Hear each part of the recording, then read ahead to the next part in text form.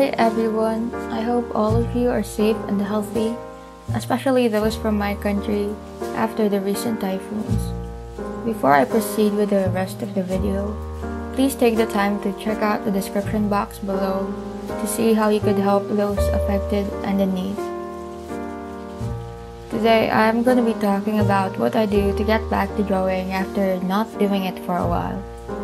The frequent power and internet connection outages this past week has kind of messed up my daily routine, so now I'm trying to get my groove back.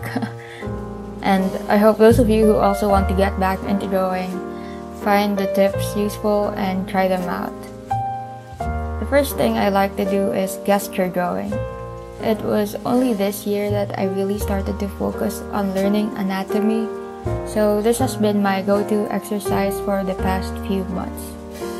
Since I try to do this almost every day, I just use scratch paper like my photocopied readings from college and even high school that I will probably never reread. We never throw these stuff away, but hey, now they found another purpose. Nowadays, I use postmaniacs.com and their 30-second drawing pose viewer after seeing Autodema Art using it in one of their videos. Most of the poses aren't stuff I would draw for my own art, but a lot of them are really challenging and force you to think fast and simplify. I also use pen for this because that way I don't fuss over mistakes, and I find I draw more loosely because the pen glides more smoothly than pencil. So you can see I still struggle with this, especially now that I'm trying to change how I draw bodies. Before, I usually drew the torso using just lines for the outline, but the figures always turned out too straight, and I struggled to capture the dynamic twisting of the body using that method. After watching an Ethan Becker video, I tried to now use two triangles, one for the ribcage part and one for the hips and butt part. I still need more practice at finding the bigger shapes in trickier poses and drawing them quickly with the correct proportions, but I really think this method will be helpful in the long run. It's already helped me see figures more clearly and simply, even if my hands haven't quite caught up yet.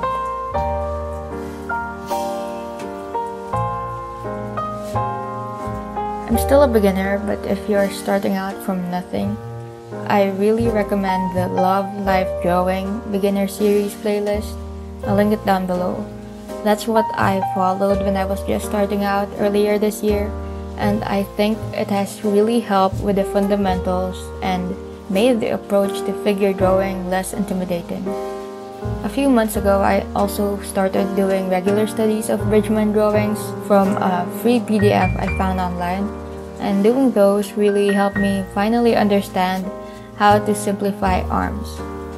I did find the parts on the torso hard to follow, and that's why I'm trying out the new method with the triangles. So yeah, so far I'm trying to build up bit by bit some knowledge, taking what I find useful and throwing away those that I don't.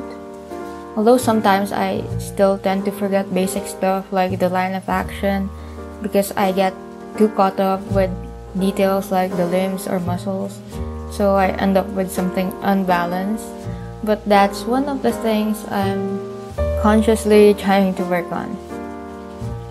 Anyway, after 15 minutes of that, I switch over to lineofaction.com and do a few figure drawings for around 5 to 10 minutes each, so I can take my time and practice some shading.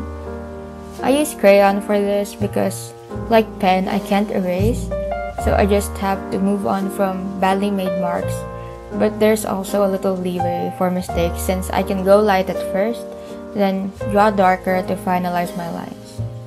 Crayon also lets you make border marks when you use the sides and not the tip, and I really like the soft effect it gives.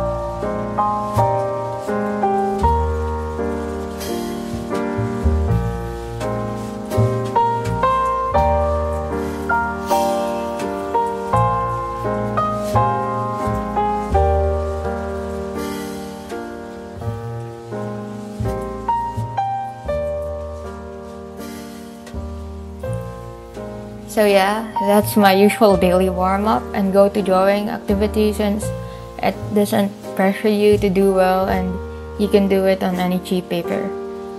Gesture drawing is really fun and, in my opinion, a lot more useful than learning like cold, hard medical anatomy if you're not trying to take your art style into realism. I'm still trying to go into my own art style, and there's still a long way to go before I figure out a style or a way of drawing the body that I like. But I hope with consistent practice and building up knowledge from different sources that I can get there someday.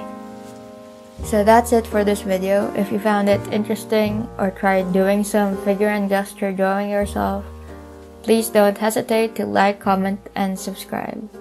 Thanks for watching and have a nice day.